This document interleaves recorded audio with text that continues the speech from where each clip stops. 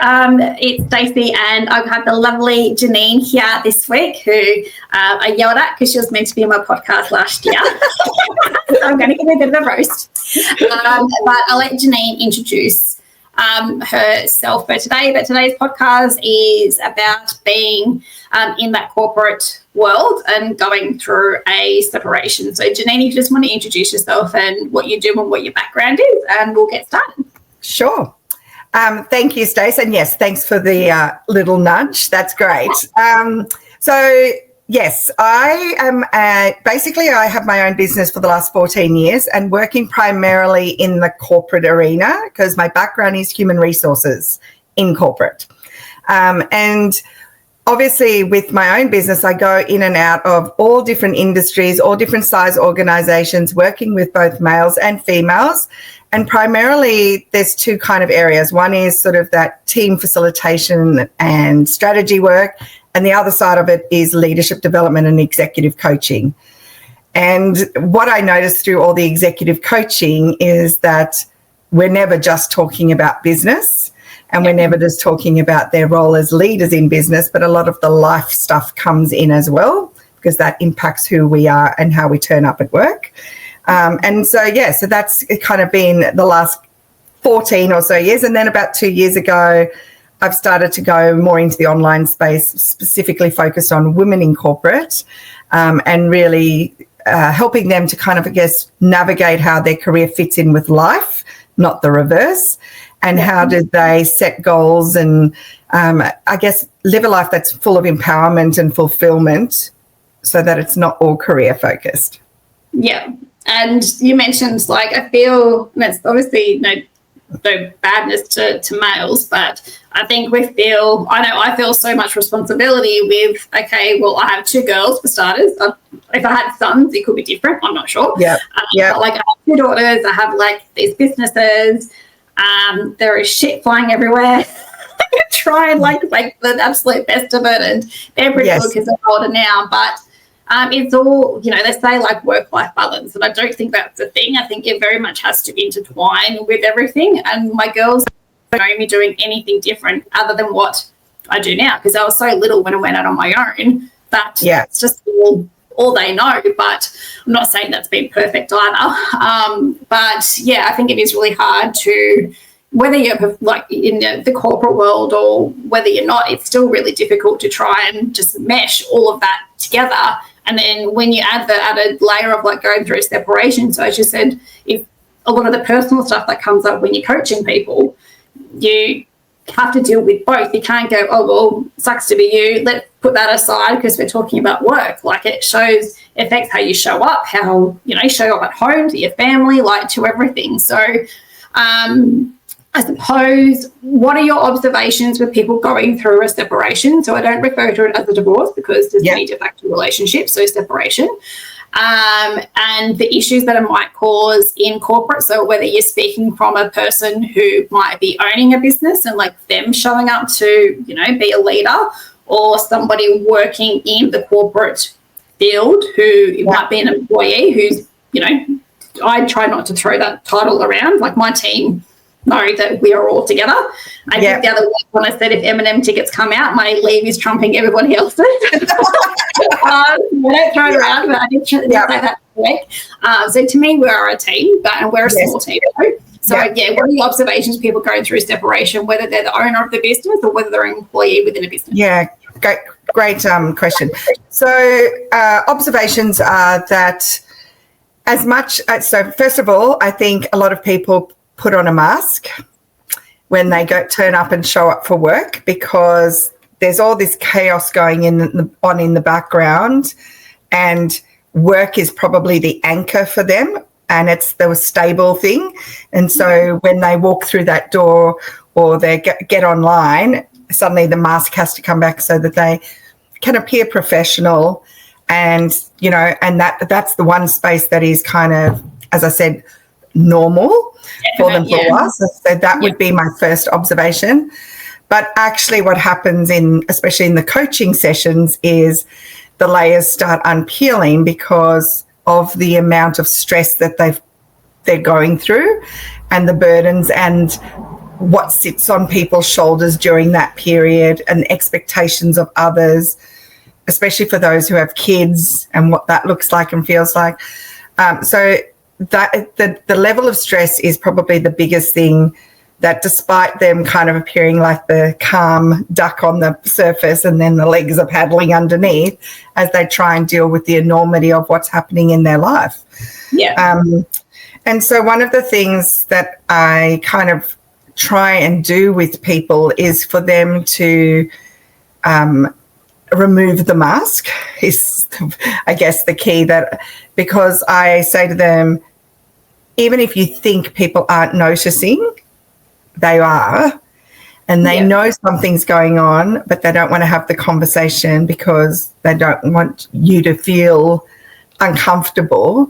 Yeah, or sometimes they don't know how to raise the conversation. Correct. Exactly right. Exactly right. Exactly right. But what I say to them is, you can't turn up, you can't expect to go through something so huge in your life and then turn up at work and be on it and at 100%. It's just not, that's not real. And so you're much better off kind of being a little bit vulnerable in a way and sharing with the people that you trust, whether that's your higher level manager or whether that's some of your peers or whether that's, the human resources or people and culture teams, whoever that is. You're better off letting some people into that circle so that they can support you, stand up for you, enable you, realize what's going on when, if your performance isn't there, or if you are having extra days off work, or whatever it looks like. They will back you when they know and they're in the circle rather than when they're not in the circle. Yeah, and they think that you're just slacking off or you don't care, or... Correct. Exactly. All of that. Exactly right. Yeah, exactly. I read or heard something the other day, and I can't quite remember what the percentages were. But it was effectively, we spend more time with our work colleagues than what we do like with our own family, which I've known, but it wasn't until I saw it or read it again the other day. I'm like, oh yeah, well that's that is true. Like, you might work in a really good organisation and you might not talk to everybody or have a relationship with anybody, but you generally spend more time with your work family than what you do kind of like at home. Yeah. Exactly. And if you've been in an organisation for a long time, those people that work very closely with you, probably you've already kind of brought them into your fold anyway, because you go out for drinks on the Friday night with them or whatever it looks like. You've built friendships as well as professional relationships. But it often happens that, and I certainly saw that during COVID, where people had started new roles, so they haven't established those relationships and they're going through this big thing. So there's no one there that they, I guess, have brought into their fold yet they're going through something huge. And then that was kind of my first prompt was, you need to actually go and share this. You need to go and tell someone that this is what you're going through so that they understand, because they'll be observing you and there'll be signs that something's not quite right, but they can't read your mind. Yeah, and as you said, it was a good point. So there's still a lot of people who are working at home, like some businesses are just completely remote now. They haven't gone back to face-to-face. Correct. We are back face-to-face. We've been back. We'll kind of class as essential. So we'll kind of never really, but just the Zoom, I suppose, with clients. Just, there was a lot more Zooms with clients. But, there's definitely... maybe a different culture if you are working solely online with somebody, especially like some people work with companies overseas. So sometimes they might be working the night and sleeping during the day type thing. But I think I hadn't really thought about it because we don't do we have a service-based office that people going through anything life major, whether if you're not physically attending the office, it would probably be a lot more lonely if you're behind a computer. Absolutely. Because, the mannerisms and how you're speaking, so you might still have that business face or the business voice on. Exactly. But I would imagine it's so much more lonely because you haven't got those connections and you don't have Friday night drinks, or it could be virtual Friday night drinks, whatever. But it's absolutely right. Or just the location, because during COVID, what a lot of corporates did was it gave them permission to hire people that are not in their state or close to the office, because, so now you've got these dispersed teams because that was the thing to do during COVID. Oh, this gives us a lot of more availability to recruit people from all these different areas. So the whole team's based in, all different states. So you're not forming that normal connection that you would when you're all in an office. Yeah. And as you said, and when you show up, you're showing up as the professional because you're part of a meeting, because it's very rare that people are going to jump online for social, right? Yeah. And you have a good point. There's pros and cons. Obviously, it's if you have the ability to hire anybody, not based on location because you're an online business, then awesome. That shouldn't be. Your pool's going to be a lot bigger, right? So, yeah. So I'm going to ask this question before I go to the other question, because otherwise I'm going to forget this question. But if you have a business that is hybrid, so whether maybe there's some work at home, whether you have the option of going to the office, whatever that might be, do you have tips for either people in that HR role or people maybe more senior, or probably doesn't even have to be senior, do you have tips for people to try and how to engage with, my Jem and I, my assistant, will sit down and have a cup of tea together, in the morning, and then she makes faces with our snakes, and we have freckles. So that's perfect. Every time we're in the office, that's our thing. And if you're working at home, you don't have that thing. I'm working at home today and had to make my own cup of tea. It just wasn't the same. So when you're looking out and kind of all of that type of stuff, what tips do you have for people to kind of have that something similar online than what you would if you're face-to-face? Definitely. So I think the number one thing is if you are in a leadership role and you have direct reports, the key to it all is, do you know that individual beyond the person on the screen? Yeah. Right, because when we and the primary vehicle for that, or the best way of getting to know that person, is through your one-on-ones with them. Yeah. So those should be, whether you're in the office or not, one-on-ones with each of your team members is such a powerful way to get to know the human behind the person that turns up and is the consummate professional and does the great job for you. What is going on in their life? How many kids do they have? Do you know the kids' names? Do you know that person's mother is in aged care and that they just moved them in this week? A number of times I'm in coaching sessions and I'll then go to that group's higher level manager. And so I'm a bit naughty, but what I'm trying to get across is a message to them, and I'll say, do you know who in your team's mum has Alzheimer's and they are actually the second carer? And they'll be like, no. And I'll be like, do you know whose kids are both autistic and that they deal with all of that every night? No. Do you know that blah, blah lost their cousin overseas? No.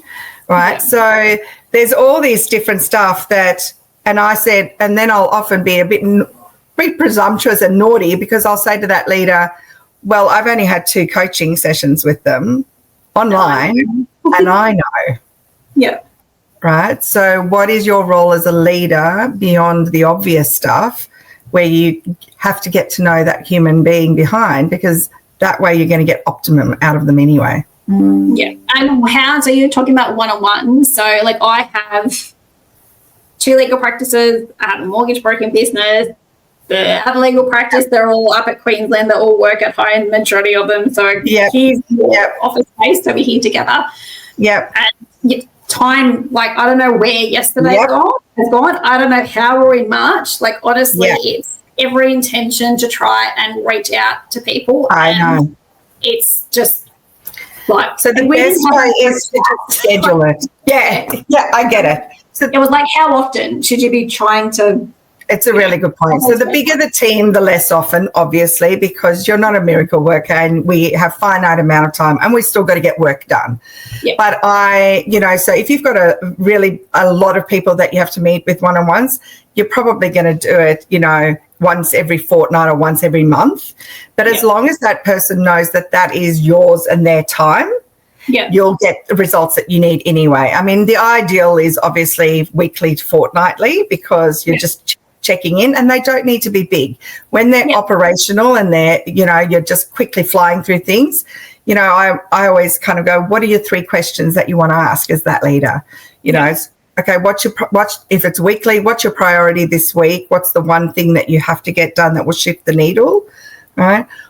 Any problems with that? Any blockers? How can I support you? Do you need me to step in? And then the third thing is, how are you?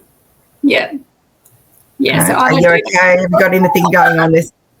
Yeah, right? I mean, I do, but it's definitely not weekly or fortnightly. Like it's, and I suppose for me, it was always right. So that you can come to me, like if they're, and like my employers are like 5 and 6 years, so clearly I'm not too bad. But like if there is anything, that you can come to me, and we do know each other so personally, like because we have been together for so long, and kids of similar ages and stuff. But I would definitely have to say I don't think I do it on a weekly to fortnightly basis, but then they can always come to me. But I think you've already built trust. Good. Yeah, you've already built trust, right? So. So when you say that to them and say, you can come to me with anything, I'm assuming that there would be a level of trust with them because they've worked with you for a long time. As you said, you know their kids' names. I heard you just say that, right? So there's a level of trust and knowledge about that person that you already have. So that makes it a lot easier to go, come to me when you need to. Yeah. However, would I still say to people, you might not need to do it on a weekly, fortnightly basis, but once a month. And then once a quarter, it could be around development. Yeah, that's probably where I raise it. Like I've just sent out kind of reviews. I'm a bit haphazard. I do them, but they're probably not exactly like 12 months or whatever. So I just this morning for a team member, I'm like, right, so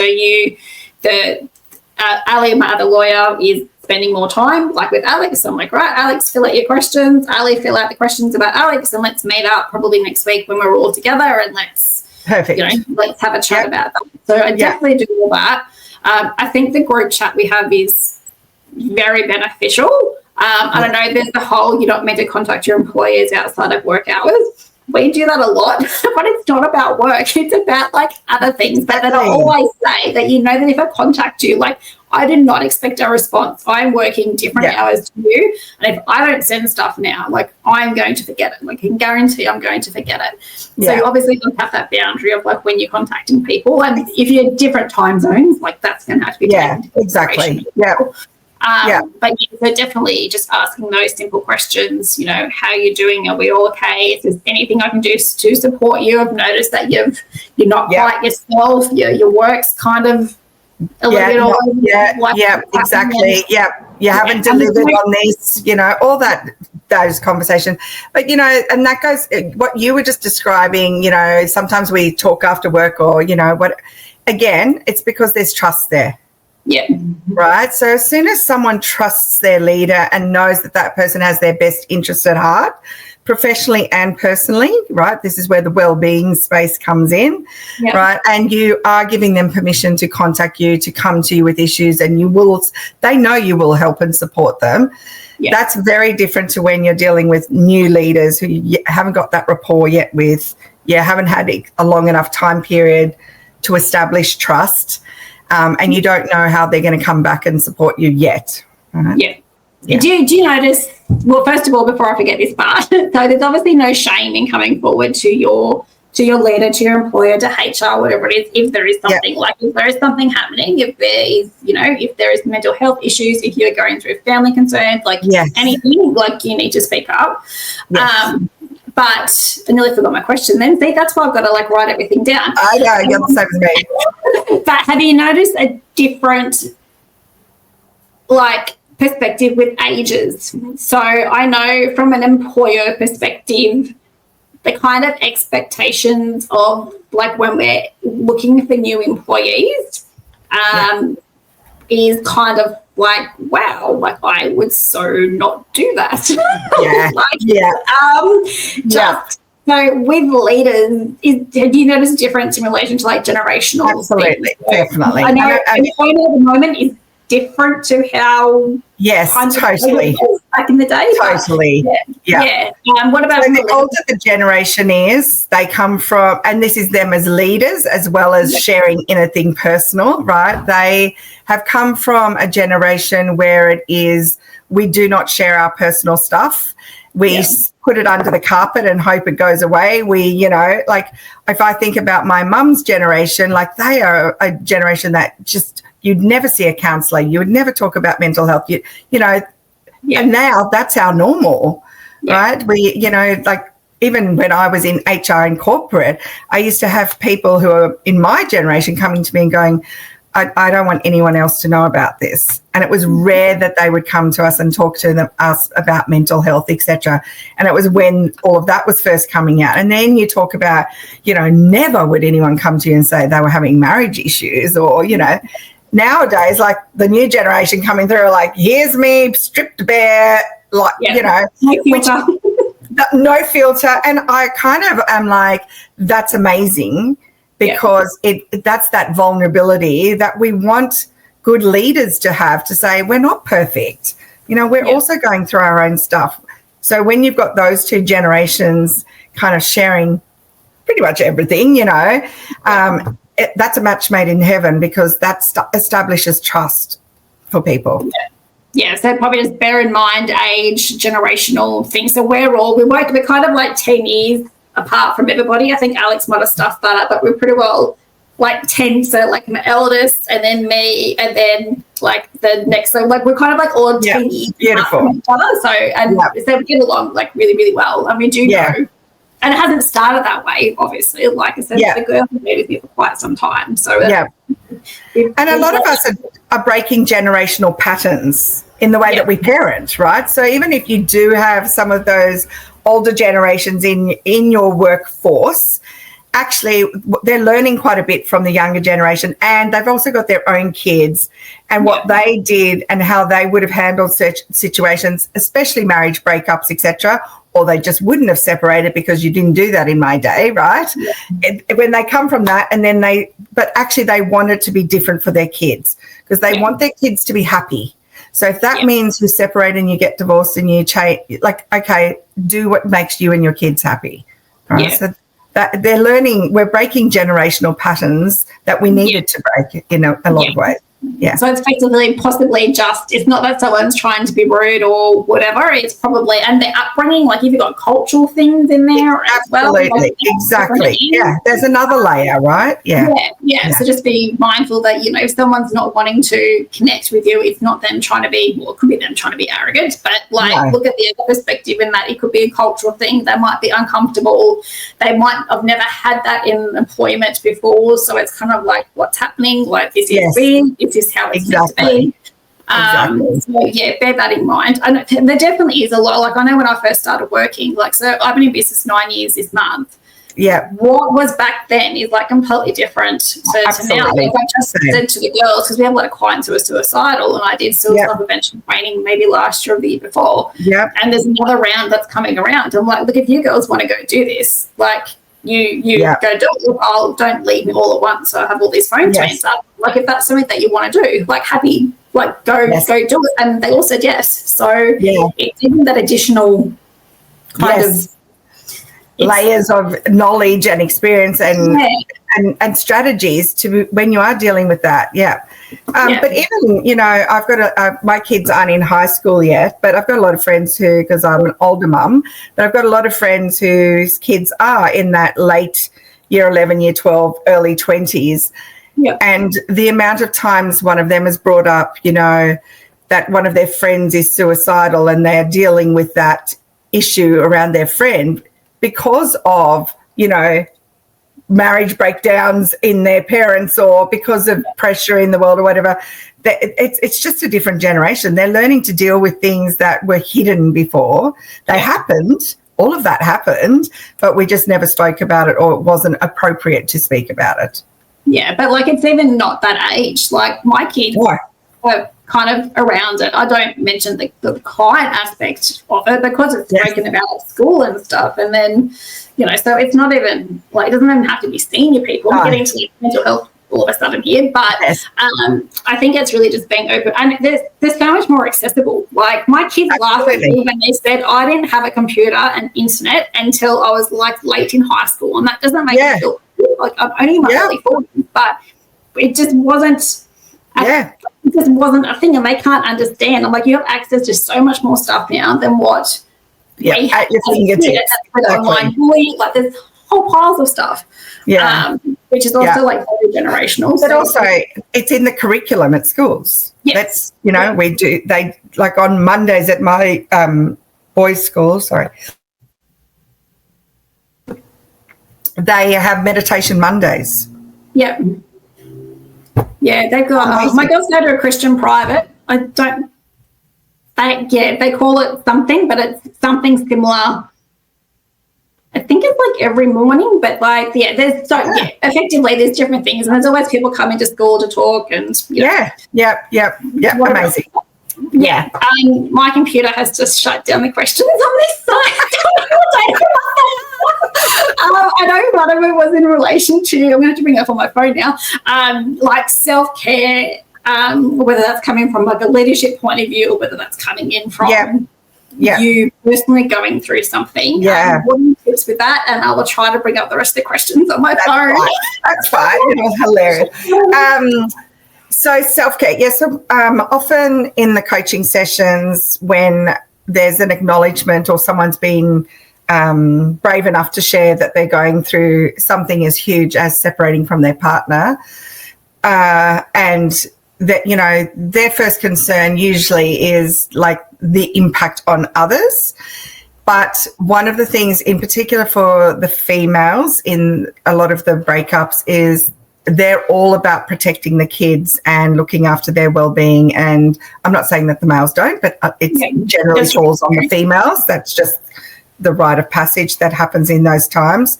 And they are usually with them a lot more of the time than the males are.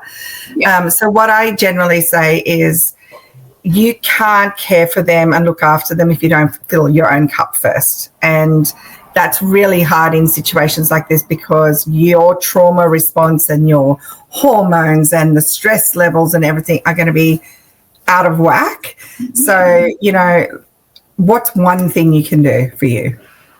Right. And it might and then they'll be like, oh, I don't know. And I'll be like, well, what about going to see a naturopath so that you can support yourself through this in terms of your hormones and your moods and your, just all that kind of stuff? Or is it just going for a walk once a week? Because as soon as you put the emphasis on them having to do something for themselves, it feels exhausting because they're already doing so much for everyone else. So it's about greedy for doing it. Correct. Exactly. Yeah. So it's about breaking it down and just saying, just do one thing. Just do one thing. Start with one thing once a week, and then you can build up over time when you're going through the journey. But my push is always you need to look after you so that you can look after others, because otherwise you're just going to get depleted, you're going to get stressed out, you're going to get burnout, all the rest of it. And then hence how that links into and P.S. you better share this with people at work so that they support you. Right. Yeah. It definitely, and I definitely pushed myself far before, and I know the warning signs, my body's like, right, you're getting to your limit. If you keep going, I'm going to drop you on your butt a little bit more. And then, so I kind of, you play with your level.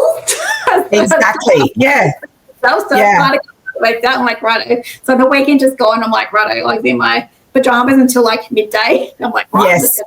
Super slow. My body's starting to kind of get cranky at me, and it's not being selfish, but even small things. So I'll tell people, I have scented cream on my desk. I honestly I swipe these from motels. So I'm in Gold Coast next week. I'm going to swipe a whole pile more.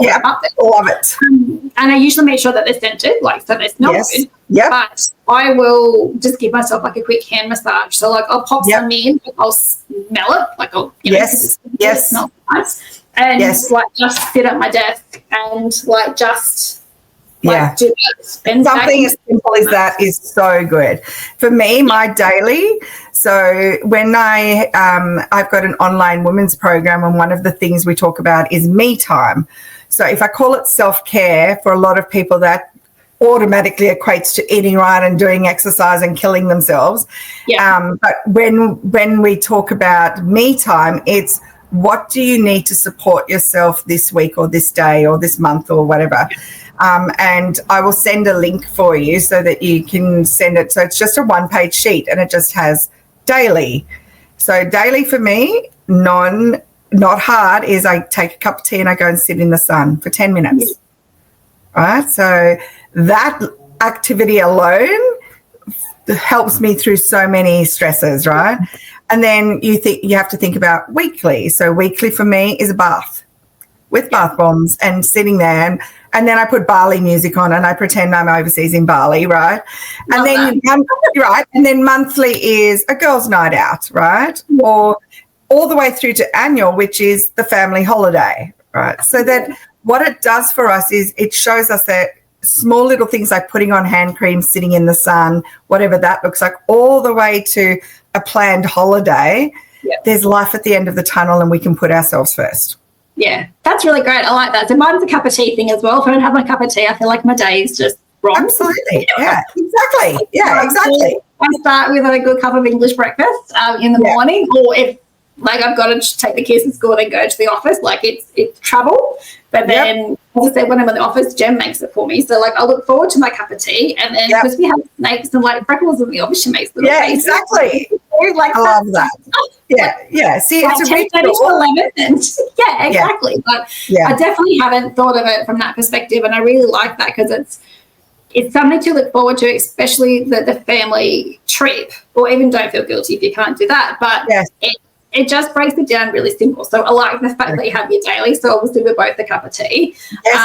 And then, the weekly. So I don't know what that is for me. I'd have to probably think about that. Like a monthly level, like a quarterly level. I just, I like that. And it doesn't have to be something expensive. It's not always, exactly. I was just about to say.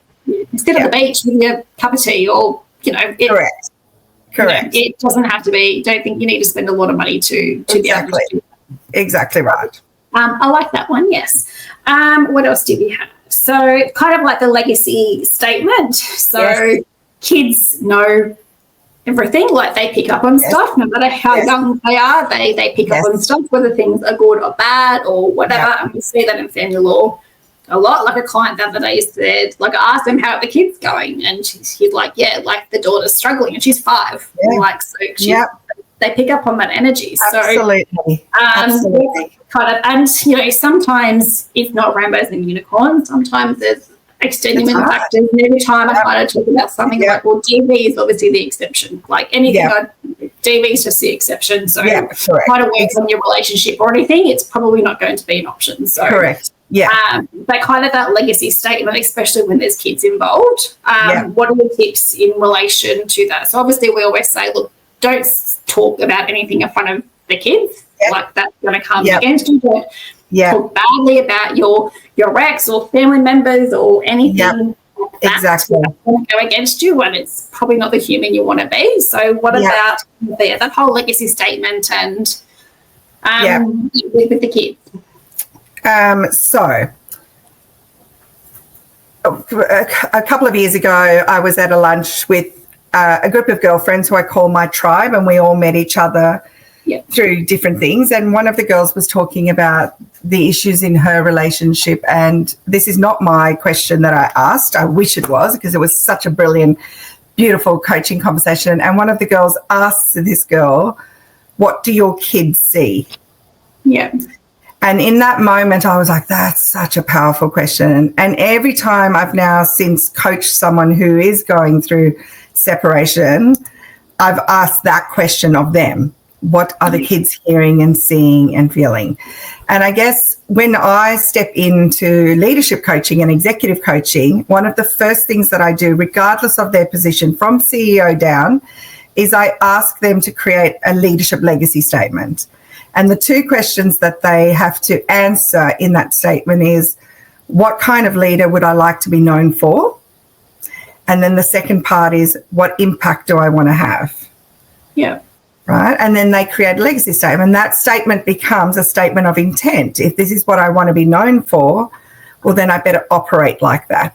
Right? Yeah. I better lead like that. I better do the things that are going to help that legacy become truth. And so I've kind of translated that for people going through, or having lots of stuff happening in their homes is, let's create a legacy statement around the impact you want to have during this difficult period, right? And just create it for yourself and have it up in a visible spot that you're constantly keeping yourself accountable to it. And it's simple. So whether it's the leadership one or the home one for when you're going through this, is just checking in every night and going, is that how I conducted myself today? Because it's not easy, and it's in those moments where you're separating for a reason. Yeah. And you want to point the finger, you want to blame, but again, especially with kids, we have little eyes, and also it's just in general, how would I like to be known for myself? How do I hold myself accountable to my values? Yeah. I like that. Yeah. And that's one of the things we say, like when we're going through a client, like when a client's going through a separation, it's like, right, so kids will pick up on stuff. You don't think that they're in the room, but they can probably hear, like, absolutely. And your energy is completely different. And, people say, look, I'm tired of like being the better person. I'm like, yep, but that's going to get you. And you're going to have your moments where you're probably going to spit it. Like, we're not absolutely, because we're not. Like, this is not perfectionism, right? No. This is what I always say to them is, you want most of the time. Yeah. Right. Yeah. So if you can kind of say, you know what, through that experience, yes, it was really hard and difficult, but most of the time, I was operating from this space, right? Yeah. And just set yourself reminders. Like, I have reminders popping up on my phone all the time for various things, whether it's, I got one that pops up like, what can I eliminate today? I usually just flick past it because I don't have time to work out what I can like eliminate or delegate. Yeah. But there's other reminders like pop up throughout. Absolutely. The day. Like, I'm not into journaling. Like, if you're a journaler, like, you probably do it in an aspect, but I've set reminders up in my phone, like through the calendar, I think I did, and and then I see them. That's exactly. And you don't need to consciously sit there and analyze it and give yourself a rating out of 10 and what would you do, but it is just that. So, if I think about my leadership one, it's just a habit now. At the end of the day, when I'm closing my laptop, I'm like, okay, how closely was I aligned to my legacy today? Right. Yeah. And then I sometimes I'll be like, actually in that meeting, I might have, whatever it is. And that's the same. So my thing is exactly what you said, on your phone, on your desktop background, print it out, put it on your fridge, put it on in your wardrobe door, wherever it's going to be visible for you, because that visibility is enough to hold you accountable anyway. Yeah. Yeah. I like that. And I guess the other thing that we had on there was just, which we pretty well already discussed, was just like being open and honest.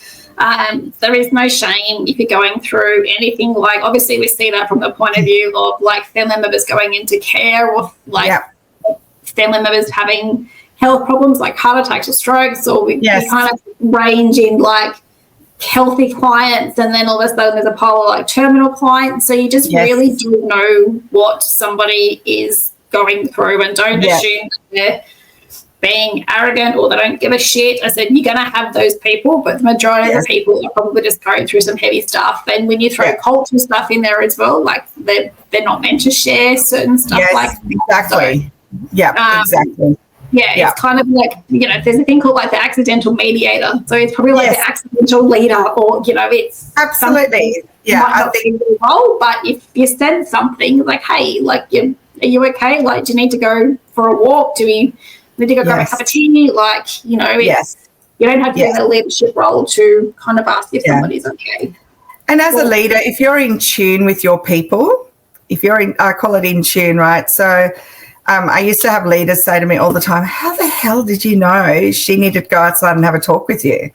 And I'm like, because every other day when I've walked past that person, this is when I was internal HR, they're normally the first to say, hey, Janine, how are you? How's your day? Yeah. And the last 2 days, I haven't had boo from them. So something's going on. And that's the same. If we can tune into our people and understand that normally someone who's a really good performer, and you can suddenly see the dip, or you're not getting things, or things that have been expected from them, and there's an issue there. So it's about, how do I go and tap into that, and how do I ask them in a way that's, safe, and that doesn't challenge their cultural stuff, but to just kind of let them know, I'm here if you want to open up and you want to tell me, because I can see something's not quite right, and I want to offer you the support you need from a professional perspective. And there's lots of other things we can offer you too, because most organizations have EAP, the coaching and the counseling and stuff that's on offer. But again, people have a stigma attached to a lot of that. They worry that they do get reports back of who's used it.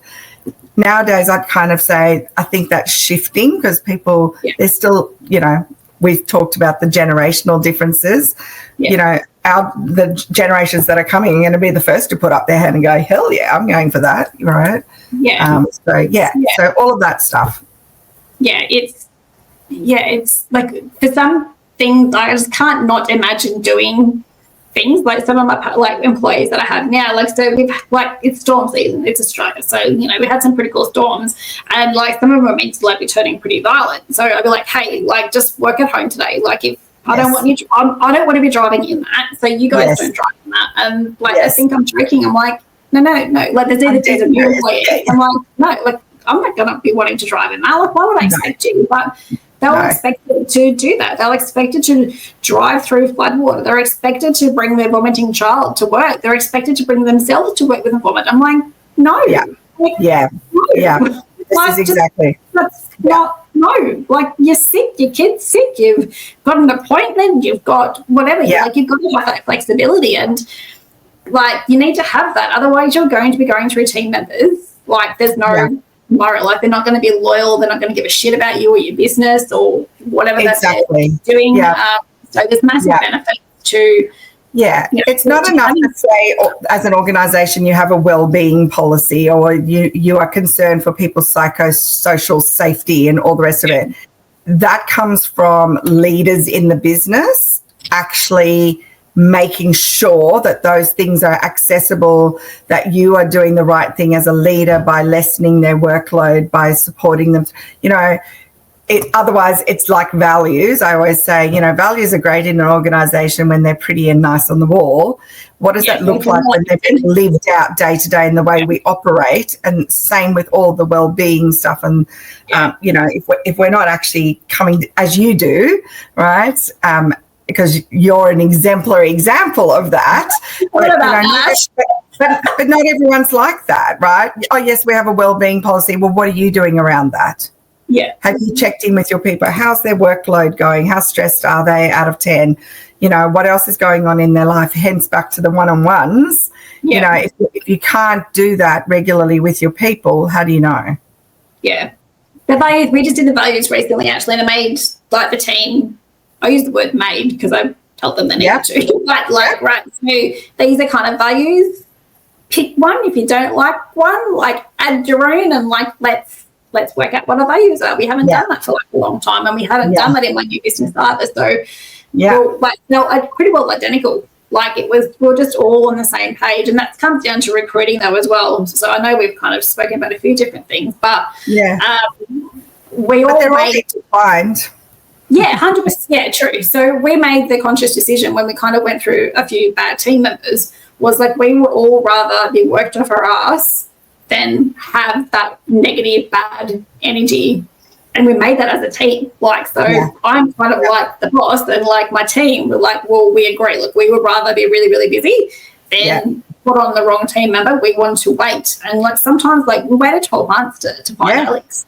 And she's just she's been with us over 12 months now. So it's it's just it's culture. Like people say, we're really great culture. It's what Is it that's starts from the top? That you have that? Are you implementing that? But there's definitely no shame in putting your hand up to go, hey, I know I do it. Like I was having a bad day last week. I'm like, heads up, I'm in a mood. Just let you know. Yeah. And I make a joke about putting my happy music. So it's, I don't know, binaural beats or something. Like I can't.